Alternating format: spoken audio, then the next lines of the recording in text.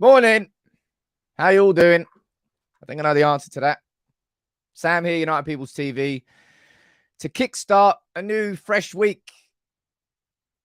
It's going to be an interesting, 13 days, 12, 13 days now, until we've got our game against Brighton at home. Man United yesterday. Oh, man, I'm still not over that. That's gonna take a while to to accept that defeat to Arsenal. But the majority of you down here in the comments, really, you're not even wanting to speak about that game against Arsenal. You want me to speak about the Jadon Sancho situation, which I will do later in the show. But never a dull moment, eh? Never a dull moment as a Manchester United. Well, no, never a quiet moment. Certainly a bit dull. I don't know how to describe what's going on. What happened there yesterday against Arsenal? We're going to run through the game. We're going to run through all the key moments. We're going to speak about Ten Hag's post-match comments and anything we need to speak about from that game. We will then run through what Erik Ten Hag said, what Jadon Sancho's public statement has said as a consequence, and we're going to have a discussion about all of that. You can let me know what you think. It's we were that close yesterday, and all of a sudden it's just exploded in the wrong way. Who's down here from the member gang? Good morning to all of you. Look, you know full well that I will find the positive angles where possible, but at the same time, I'm not going to ignore negatives and ignore criticisms where I think they are due. So that's what we will do here this morning as a community. Good morning to you, Robert. How you doing? Rookie 11, Alex, Carl, you're there. Andrew, Mark Reynolds on Facebook. Good morning to you. We've got DCPLN. We've got Paul Bamforth. How you doing? Mo Salad. Troy, Stephen Reacts. Josh, you're there. Ant, you're there. Andrew, we've got Bully. John, who's on Facebook? Let's have a look. Got Andy Egan. Good morning to you, mate. Kenneth Gator, Chris Hall, Mickey Roberts. Lots of you tuning in. Man United were 4 millimeters. I don't know how close that decision was. I have no idea how close that decision was, but Manchester United were millimeters away from that being hailed as a game plan away from home that worked. Was it the most spectacular performance? No United fan is ever going to ask that. But did we go there with a specific game plan and execute it for the first 25 minutes perfectly? Yes, we did. Absolutely. Were we clinical with the opportunity that we had? Yes, we did. Did we then do the exact same thing that we did last year? Concede pretty soon after scoring. Well, wasn't as quick as that one, 35 seconds. Yes, same patterns emerged, therefore, this season compared to last season. But that there, look, I hate VAR. I despise it. What VAR has done for football is nothing good. Nothing good. The whole concept of VAR, and I'm not just speaking about this decision here, right? VAR was brought into the game to clear up clear and obvious errors, right? And this United decision, it's one of many, many, many decisions that have happened for and against United and any other team. And it's crap. It's so crap. Bao from the podcast, he was there in the game yesterday. He's got bruised shins, bloodied socks from the absolute goon that happened after Garnacho puts in that goal. And you got to sit there and go, well, one sec, VAR. All right, wait for it. It's like sanitization of the game. It's just crap. VAR is supposed to be there for the clear and obvious fouls. You missed an obvious handball. There you go. Use a bit of VAR. But that there is still decided by one bloke that goes, where should the line be? I reckon the line should probably be a little bit there. I reckon probably a little bit there. Millimeters. And that's how close United were to beating Arsenal 2-1 away from home. Maybe it wouldn't have been 2-1. There was 8 minutes extra time. They may have equalised there. But it's just the amount of money that's pumped into football now, the emergence of the Saudi League that's clearly going to be even way more competitive than the Chinese Super League. VAR, it's not old man moaning. It's just the game is just it's crap. It's absolutely crap. And as I said, that close yesterday. Were we firing on all cylinders? Nope. Were Arsenal firing on all cylinders? No, they were not either. That was a far more competitive performance. Yeah, dude, you're going down, mate. I don't know. I don't know why you're so argumentative in the comments down there. I don't know why anybody is so.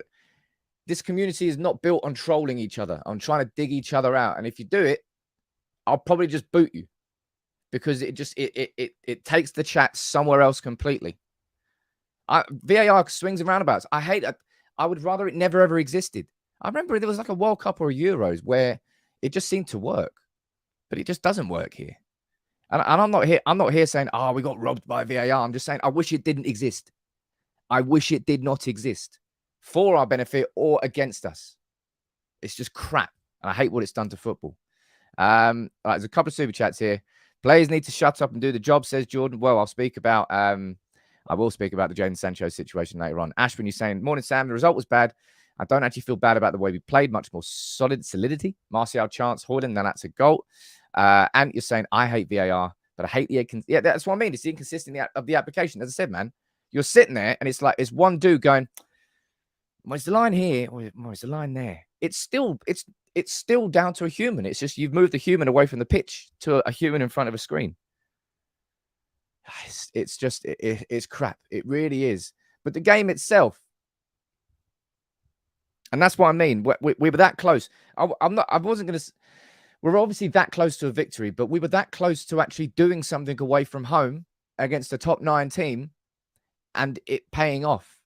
Man United had control in that heart and for the majority of the game, really. Arsenal didn't press us because they probably couldn't, because we always had the outlet. You might say, oh, it's boring. Oh, it was control away from... United went to Arsenal last year. Do you remember how full tilt that game was? It was rapid. The pace of the game was way too fast for United, and we were chasing Arsenal's tails the entire game. So what did we do this time? We slowed it right down. And the atmosphere in that stadium went, boo. We dragged the energy out of that stadium because the energy would have helped Arsenal. It was an asset to their game. So it was smart from United. It was a game plan. And it worked. It really worked. Onana, I think, had more touches in that game than I think De Gea ever did in the Premier. Well, I think he had like 41 passes. And it wasn't just the fact that he was touching the ball a lot. It was just United were kind of goading Arsenal for saying, come on in. Come on in. Come and get the ball off us. Come and get the ball off us. And they couldn't. So Arsenal just sat there and they didn't press us. Whereas last season, as they go and watch the game last season, complete and utter opposite. And it worked. But what would you say is the thing that you're most frustrated about from yesterday? I think for me, it would be Arsenal's equaliser. For United to... But mate, it was such a good goal from Rashford. Really good move from United. Eriksen, by the way, the whole game. Because, look, if you get a team that doesn't press against us, Christian Eriksen is still a fantastic footballer. You have to use him in those games. Right there yesterday, you saw that's... I didn't think that it was the right thing to start Eriksen because I didn't think that Arsenal would sit off us. And it really, really worked. But for me, it was that equaliser. For United to go and score, play tactically very astute for the first 20 minutes, hit on the counter, get that goal, wonderful goal from Rashford. He's like, you've done the hard work, lads. You've done the hard work. And then you concede within 35 seconds. I'm like, that is year 7 stuff. That is year 7 stuff. It is ridiculous. I think I missed a couple of... Alex. I think Alex is... Who else done that? Alex and Gungshi? I don't know. A couple of you are gifting memberships. 5 from you there, sir. Thank you so much this morning, man. It feels a bit weird hitting that now. Feels a bit weird. I'm going to see what you're saying. What was the most frustrating? Anthony, you're saying how easy it was that Odegaard scored. Eriksen, mate, it was a really good cutback from Martinelli. Got to give him that. It was a good cutback. What are we saying there? Transition was frustrating, says Dunk. We didn't move fast enough from defense to attack. Players were still celebrating in their heads when the goal went in. Yeah, I don't know. Anthony's many mistakes were... Anthony made... Did he? Anthony, I thought... Geez, well, we'll speak about Anthony a little bit more when we speak about Sancho, but I thought Anthony did... From a defensive perspective, he certainly did the job that Ten Hag wanted him to do yesterday. He was doubling up. Now, that was, to be fair, both Anthony and Rashford did. they doubled up on Saka and Martinelli really well, and both Wan-Bissaka and Dalot had very good games up against them. What else is being said down here? Martinez and Lindelof being taken off injured, players falling asleep on occasions. Man, it was this is what Ten Hag said about the game after, right? I'll go a full screen here. He goes, our performance was very good. I'll not say it was perfect. Definitely room for improvement. But if we see compactness, pressing, movement with the ball, make the counters in possession, we're calm. We never gave Arsenal the opportunity to press us. The next stage, we could have done better to get the next pass. It has to do with the movement. Then in the right movements, there are a lot of positives in this game. It is logical in this stage and at this stage in the season that there is room for improvement. And it is absolutely logical. And I'll tell you what, I was going to mention it a little bit later in the show, but I'll mention it now. That game right there is the last game that Manchester United will play this season without Hojlund and Amrabat in the starting 11 when they're fit and Ten Hag wants to use them. That's what frustrated me the most about. I don't know what frustrated me the most. So many things frustrated me from that game. But we were that close to just... The Arsenal game was a tough one to have at this point of the season, with Hojlund not fit, with Amrabat not in, with our players a little bit shaky. We were that close. And then it switched into a 3-1 defeat. But I can immediately tell you now, and I can do a 10, 15-minute video about how things will be different in 10 days' time. It's not hard to see. And a lot of it is to do with personnel. Right. There's a few super chats here, and there's so many comments flying in. I'm going to try and engage as many of you as possible. I promise I'm not ignoring any comments, by the way. There's a lot coming in. What else are you saying down there? Strasbourg, Steve, what are you saying, sir? For me as an American, I'm used to instant replay in sports we have. Maybe that's why I'm a different perspective. I get your side, maybe. But it's just, mate, it's the telescope. Like you're looking for millimeters. VAR was brought into the game for clear and obvious errors. That's what we were told. You can't tell me that's a clear and obvious error. And that's one example of many. Happened most weeks, in fact. I just do not like what it has done to the game. VAR has not improved football at all. I think it's made it significantly worse. Azim, you're saying trust the process. Seven Samurai, you're saying centre-back situation is a disaster. I mean, look, you're saying it there. Trust me, I said it in my match reaction. I was like, in what sort of weird world are we that Man United in 2023 are playing the centre-back partnership from Leicester's 2019 season in Evans and Maguire? How on earth are we doing that away at Arsenal? But then I would say at the same time to you, can you tell me Man City's fourth and fifth who if City's first three centre-backs were all injured, who would be their fourth and fifth choices? Same for Liverpool. Same for Arsenal. Who would have started for Arsenal? Who would have been playing for Arsenal yesterday if their first, second, and third choices were out at centre-back? I'll tell you what, it wouldn't be good players. ProSource Rex, you're saying VAR doesn't excuse losing the 2 goals at the end. Teams, I do not disagree with that whatsoever. And as soon as that goal was disallowed for Garnacho, Arsenal got a surge of energy, and it felt like it was coming. And that goal there to concede from the set piece, it was an awkward one for Declan Rice as well. It was a good touch from him. Ray, thank you very much, dude. You're saying, I thought we played very well. Eric's plans worked well. I got the goals to win, but was so unlucky. We got the win, but mate, you can look at that Garnacho offside so many times, man. You really, really can. Tommy saying, I thought Rashford was a little greedy at times. Yeah, sometimes he can be that. And Parthy saying, we have a mixed season, but there is clear progress. Just must stick to Ten Hag and back him. Hey, look, I'm not down here, right, ever saying that you can't criticize the manager.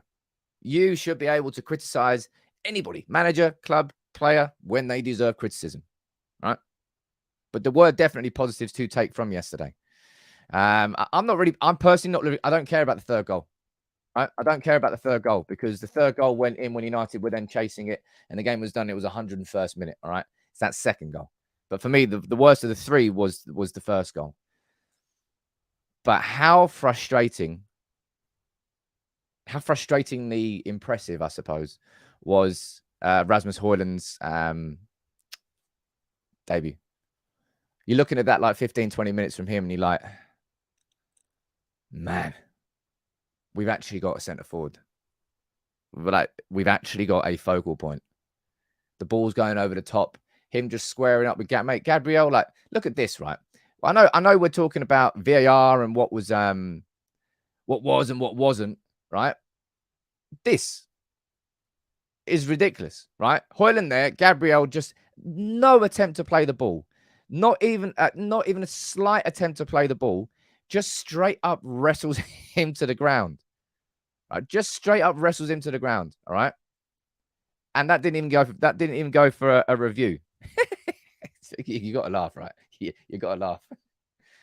But he was very impressive, man, when he came on. He was doing the right things. He was being that focal point. The ball went over the top every time to Martial or Rashford, and nothing happened. Nothing happened. The ball went over the top to Hojlund, and he's there squaring off against Gabriel. Didn't really know what to do. He used his body. The pace on the counter when I think it was it Rashford? I think somebody was saying Rashford was greedy. This was probably the occasion of it. When Hojlund was just like road running through the middle, maybe a little bit overzealous, could have slowed down, like held back to the edge of the area and probably got a shot for himself. But that there,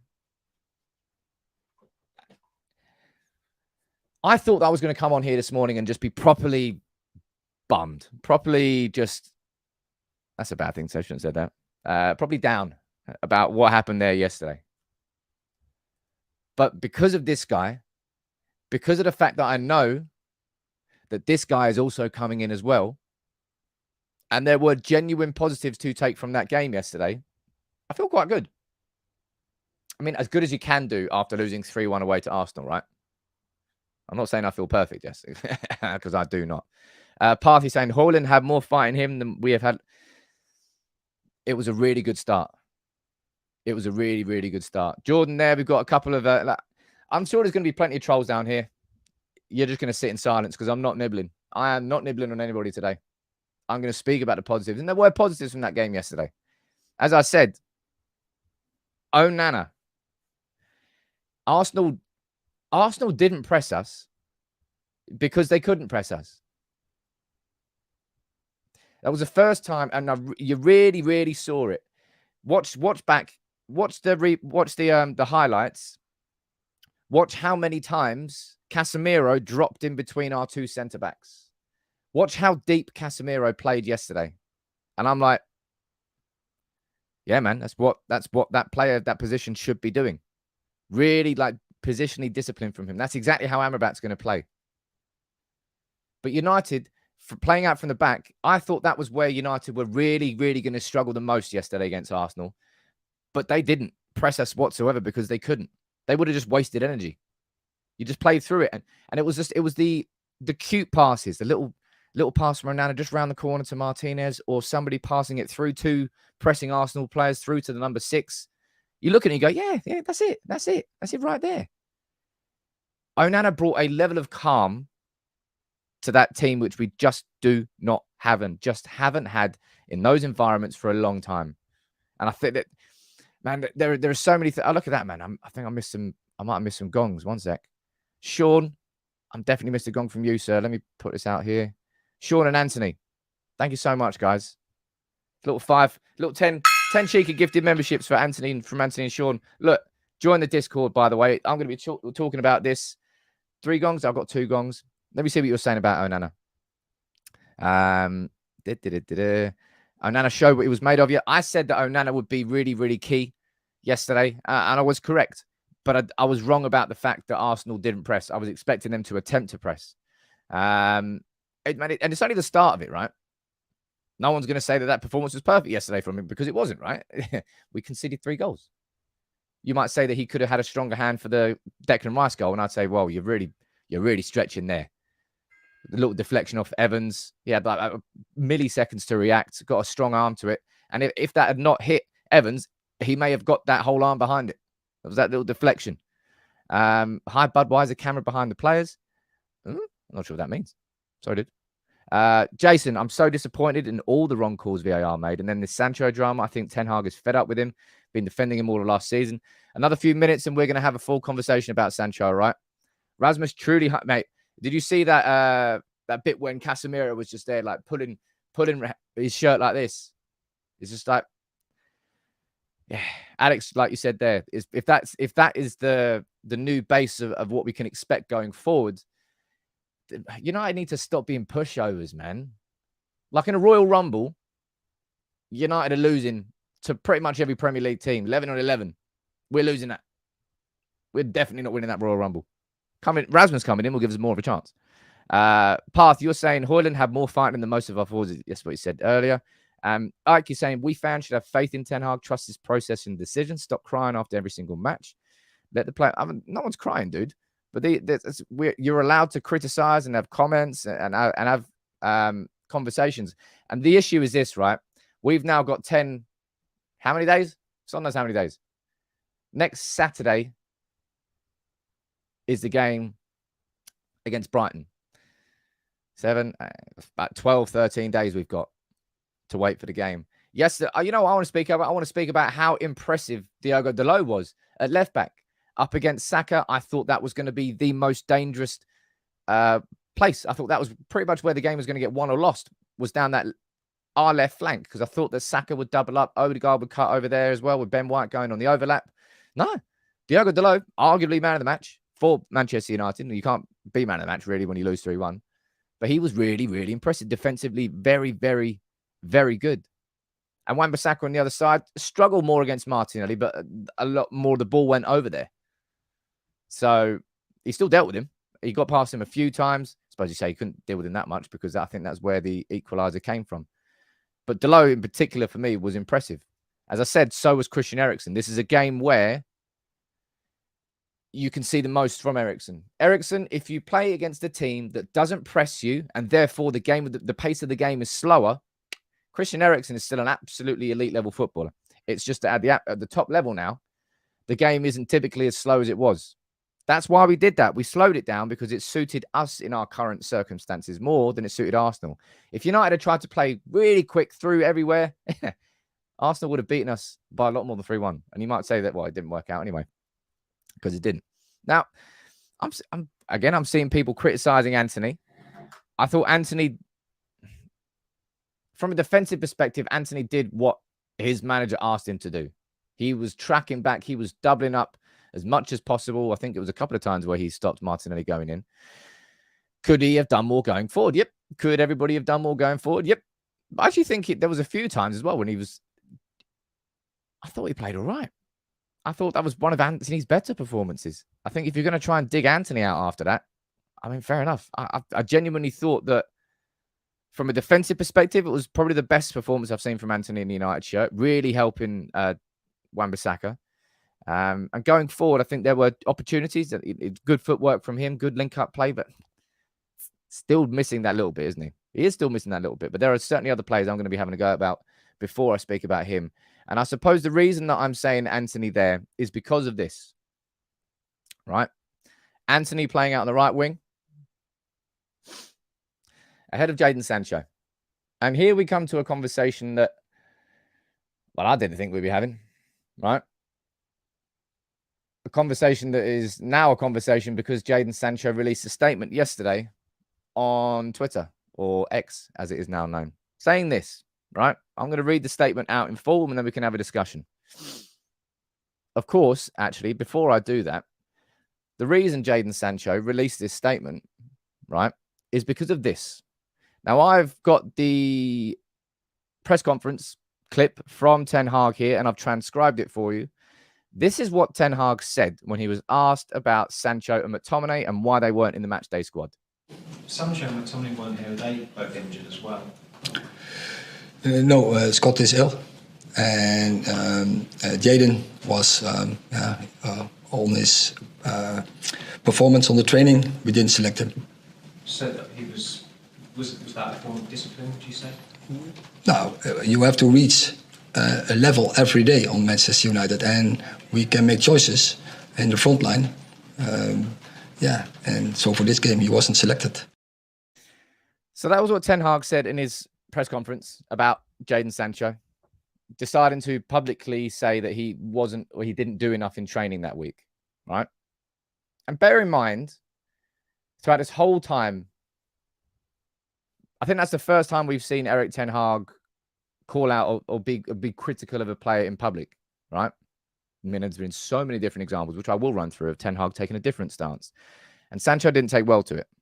This is what Sancho said on Twitter. He said, look, please don't believe everything that you read. I will not allow people saying things that is completely untrue. I've conducted myself in training very well this week. I believe there are other reasons for this matter that I won't go into. I've been a scapegoat for a long time, which isn't fair. All I want to do is play football with a smile on my face and contribute to my team. I respect all decisions that are made by coaching staff. I play with fantastic players and grateful to do so, which I know every week is a challenge. I will continue to fight for this badge no matter what. Now, I want you to let me know what you think about that in the comments. You know what part of me thinks? Part of me thinks that what Ten Hag said there may be slightly lost in translation somewhat. But then on the other hand, I would say this, and I said this on the Twitter yesterday, and I absolutely stand by this, right? Erik Ten Hag, by the way, Jadon Sancho, he's the highest paid player at our football club. So the expectations of said player are going to be one of the highest, right? That goes hand in hand. If you want to get a higher wage, you have to expect that the pressures on you are probably going to be a little bit different to somebody else. That's what you get from being a star. That's what you get from being the highest paid player. That goes. If you're at work and you're on 30 grand a year and you get a pay rise to 60 grand a year, do you really think that the same expectations are going to be on you, despite the fact that your wages are doubled? No. The expectations on you are going to increase. That is called extra responsibility. That's extra pressure. But Ten Hag last season gave Jadon Sancho 3 months out of the spotlight. 3 months. I've never seen anything like it at United. I'm sure it might have happened. It might have happened at other clubs.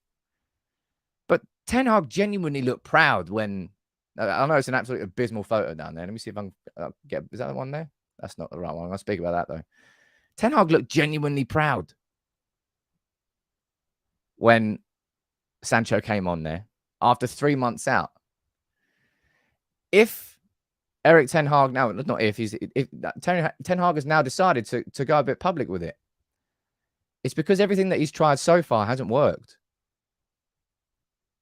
And I'll tell you one thing: there's no if Jadon Sancho got advice to do that, then that's wrong advice, because we now find ourselves. Damn it! Wrong bloody photo again. Wrong photo again. Jesus Christ. We find ourselves in a situation that might be a little bit similar to this, where fans were forced to choose between what a manager is saying and what a player is saying. Now, Erik Ten Hag, throughout his entire time so far at United, I don't really think he's had a particular scorn for any individual more than another. I've got some examples down here. Garnacho, of course. Last preseason, he turned up late. He was dropped. He didn't play once in the preseason. Rashford was late against Wolves. He was our top scorer. We didn't really have a goal threat without Marcus Rashford. He was late. He was dropped from the starting 11. Came off the bench and scored the winner. Harry Maguire. We know what's happened with Harry Maguire this whole way through. Dropped. Captaincy taken away from him. Cristiano Ronaldo. We know what happened there as well.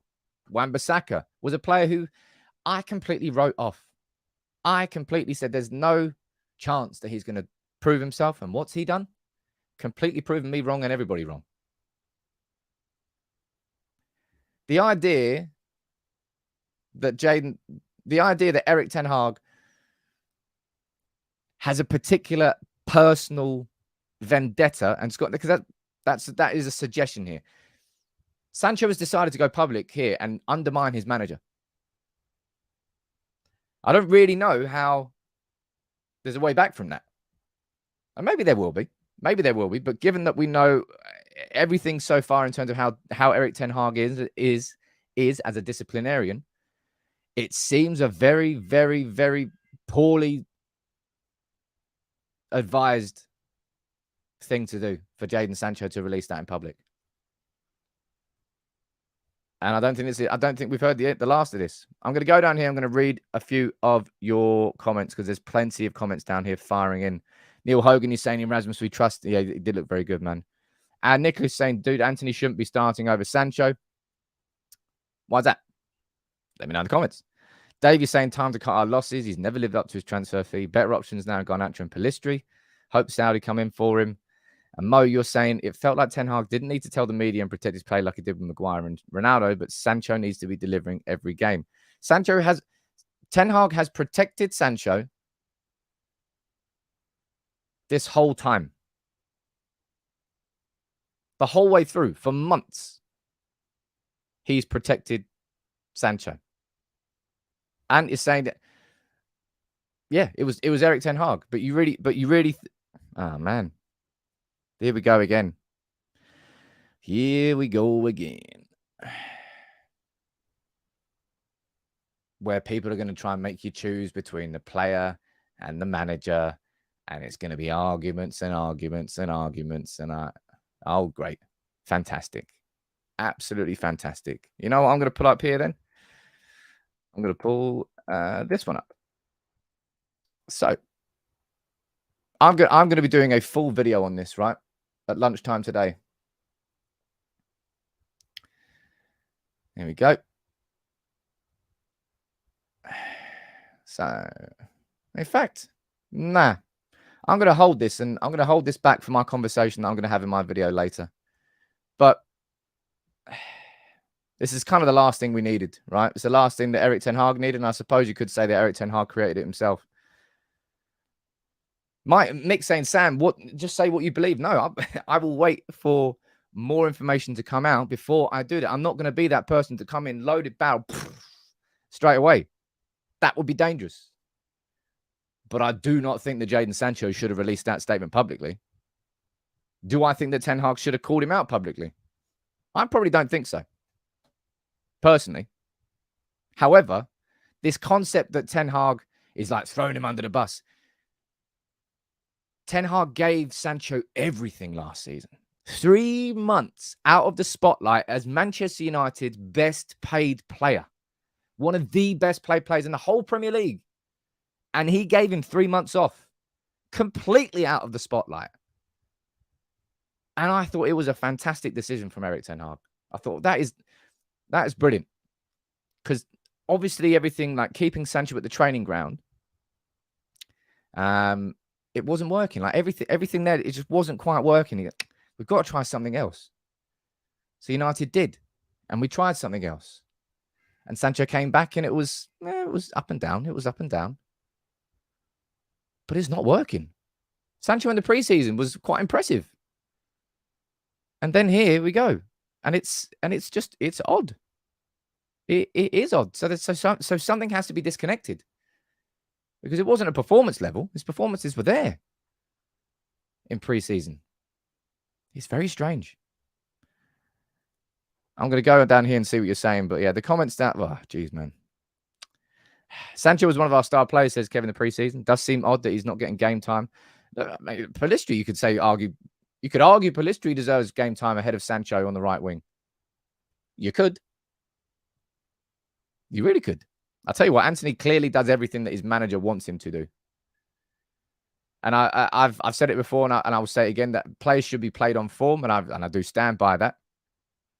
So the idea that Anthony should be playing 90 minutes every single week when we do have options, no, it's not. But yesterday was probably one of Anthony's better performances.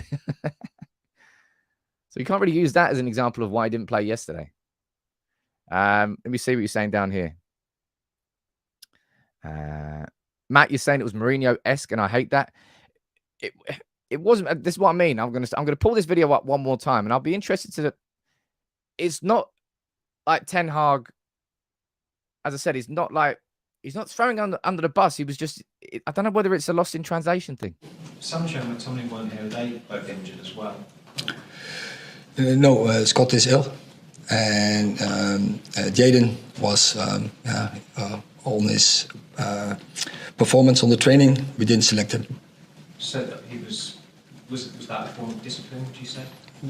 No, you have to reach a level every day on Manchester United, and we can make choices. in the front line. And so for this game, he wasn't selected. I don't know. It feels like this might get. There is a possibility that this gets calmed down. You know, it's interesting as well that Ten Hag was speaking about Ten Hag's performance. So he was speaking about Sancho's performances in training, and Sancho was speaking about his own conduct in training. I don't know. Again, I don't know whether it's there or not. Jonathan Grunewald, you're saying the journalist was trying to bait him. No, not particularly. The journalist was saying, so were Sancho and McTominay, were they not in the squad because they were injured? And I thought that was a completely fair question from, I think it's from Samuel Luckhurst, actually. I wouldn't actually say that was him being baited, because Ten Hag then went on to explain exactly why he had left both of them out. So I wouldn't say in that sense that it will be baited.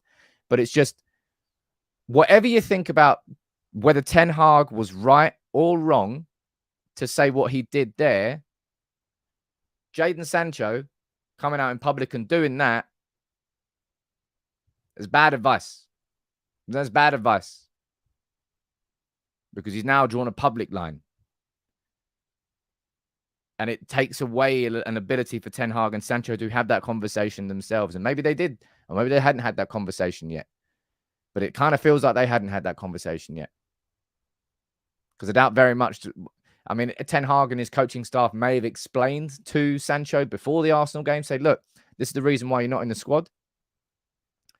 But I doubt very much that Ten Hag and Sancho had the opportunity to sit there together and say, right, this is why you were there. And I don't think Ten Hag would have spoken about it unless he was asked by a journalist. So I'm not saying that this is an irreparable situation. But I don't know why Sancho did that. And it's not the first time he's come out and said that he's been humiliated and scapegoated either, which is something I will be speaking about. What difference 4mm can make. What a difference 4mm can make. Eh? We should be here this morning speaking about how United have beaten the hoodoo of winning away from home against top teams. We've beaten the hoodoo with the lack of clinical finishing. We can speak about how impressed we were by Hojlund's debut and how the things are looking positive and up going forward. And instead, we're going to be hyper-analyzing the game. We're now going to have like a Spanish Inquisition into Sancho and Ten Hag. It's I'll tell you what I've got planned this week, right? So lunchtime today, I'm going to be doing my normal short 10-minute video on this Sancho situation. There's more information and evidence that I want to speak about as well.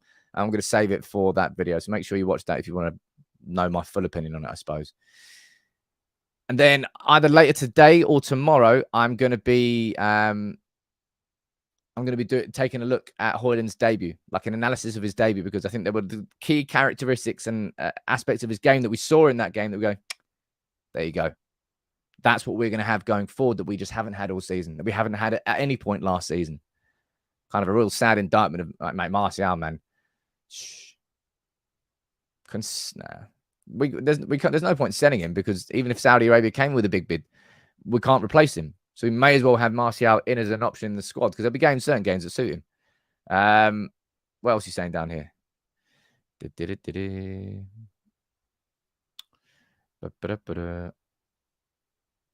What was he saying? That team is great. Blah blah blah blah blah. I know if you want another positive as well. This is a nice little positive. Whenever Martinez went off there, we're all worried that he was going to get injured again and what was going to be happening after that. But look, he left for international duty, and it doesn't look like he is going to be injured at all. So that's good in a sense, because Man United, as I said, finishing that game with Johnny Evans and Harry Maguire as our two starting centre-backs, as our two centre-backs is ridiculous. I didn't actually look down the comments. Can anybody tell me who Arsenal's 4th and 5th choice centre-backs are? Can anybody tell me who City's 4th and 5th? They're probably still good at City anyway. Can anybody tell me who Spurs' 4th and 5th choice centre-backs would be? Because I guarantee you they wouldn't be good. And it's just unfortunate these injuries are 1, 2, 3 sort of piling up on each other. But just, you've got a player who's 35, 36, 37, and then he's just come back to the squad. And I think Lindelof was ill before the game, and still Harry Maguire didn't start. That's how much faith Ten Hag has in him. And unfortunately, because we didn't manage to get it right, man, look at that. Stones of, oh, geez. Man City have got Stones, Aki, Diaz, Guardiola, and Akanji.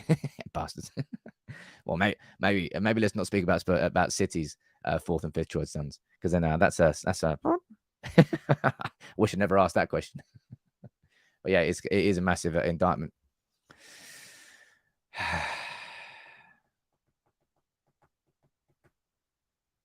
The thing is, honestly, I genuinely feel there were quite a lot of positives to take from that overall performance yesterday. It felt a little bit more mature away from home, a little bit less daunted by the occasion. But then at the same time, the exact same wounds were opened again, conceding straight after scoring, conceding a late winner. Patterns, there were improvements, but at the same time, there were patterns that repeated themselves. So there's very much a glass half full, glass half empty sort of performance. If you want to focus on the positives from yesterday, you can. And there are genuine reasons too. But if you want to focus on the negatives, then you can just drag yourself into that hole as well, because there's plenty for you to chew on in that too. Yes, I'm going to, as always here on United People's TV, I will speak what I feel is the truth, and I will speak about that in much more accurate detail in my lunchtime video. There's a lot more that I want to say on the Sancho situation, but I'm going to reserve it for a situation that isn't affected by live conversation and live chat, because there's certain conversations that you just can't have properly when you're also reading out comments. Last few minutes of the show, I'm going to answer as many questions as you want me to, right? Chris is saying Casemiro looked 10 times better with someone besides him. Yes, he did. But Chris, at the same time, I don't imagine I saw it with my own eyes, but I know that if you were to look at how many times Man United turned over the ball in the attacking third yesterday, it was probably going to be the least of the season. Whilst at the same time, Manchester United had the most control of a game that we've ever had so far this season. So we pulled back on how much we were pressing from the front, and we got more control out of it. What we have to do is find that balance in between. How do we win the ball high up, but at the same time, don't leave ourselves exposed defensively? And that's where a certain Sofian Amrabat comes in. With him in, we will have the ability to do that. Without him in, we had to sit there and sit deep a bit. Saka red card. Mate, I swear, there was some decisions that happened yesterday. If it was United getting those decisions or getting those decisions for us that didn't go against us, there'll be like the Sky Sports will be doing, they'll be getting Mike Dean on for an interview. TalkSport will be doing stuff on it for the next 72 hours. Richie's saying, Sam, when Harry came on, we had to go long. I think that was the first kick, and then we slowed it down after. But yeah, of course, we're going to play different out of the back when we're playing with Maguire and Evans instead of Martinez and Lindelof. Of course we are. Sajal, you're biased towards Ten Hag and coming here to justify his actions. You also have to consider the possibility he is right and speak on that. Yeah, I will, and I'm pretty sure that I have mentioned that so far, and I'm going to be doing it in more detail. But my default position would always be to support my manager. Surely you understand that. Surely you understand that, people. And if that's not your default position, fair enough. Because it's not mine. And it never will be mine. Although I remember that Pogba Mourinho one was the one where I really kind of got split as to where my focus should be and where my support should be. That one really, really tested me as a fan. But I'll speak about it in a bit more detail. What we're saying down here. Yeah, something about VAR, and I will, man. Like there's in no world can you possibly argue to me that is a clear and obvious error. And I hope that in the next couple of years, VAR will just get scrapped altogether, and we'll just put this all down to like that was a speed bump. Well, I'm not doing that again. I hope that happens. Sure, there might be some decisions that go against us, and sure, look, it was like Drogba when Chelsea won the league that year, and he was about 9 yards offside. Lampard and that England controversy is part of football. That's what you go back to the pub to complain about after the game. That's part of the game, man. This sort of these minuscule margins are just boring. It's not science, man. It's not maths. It's not baking. You haven't got to be exact and particular with your measurements. And just taking that sort of scientific approach here, it takes away from the unpredictable and the emotional nature of sport. And it's sanitizing it. It really is sanitizing it. Has been for a long time. Right. Drop the offside rule, spice things up. Kick it old school. Yeah, Chris, it's the same for everybody. I know. I'm not saying this just for Manchester United. I'm saying it's just crap for football. Every single team, it is crap for all of us. I'm going to speak about the Sancho and Ten Hag situation in more detail in my lunchtime video. I'm also going to then analyze Hojlund's debut, because I think there was so much promise there that he's going to be taking into these next games coming forward. It's going to be a tough 13 days here. No doubt that hardly anyone's going to tune in. Everyone's going to be sad. I'm going to try and bring you content that will put a smile on your face. You go, okay, right. Okay, these are conversations that we have. We'll have the real conversations that we need to have, and also we'll take a look at the positives going forward.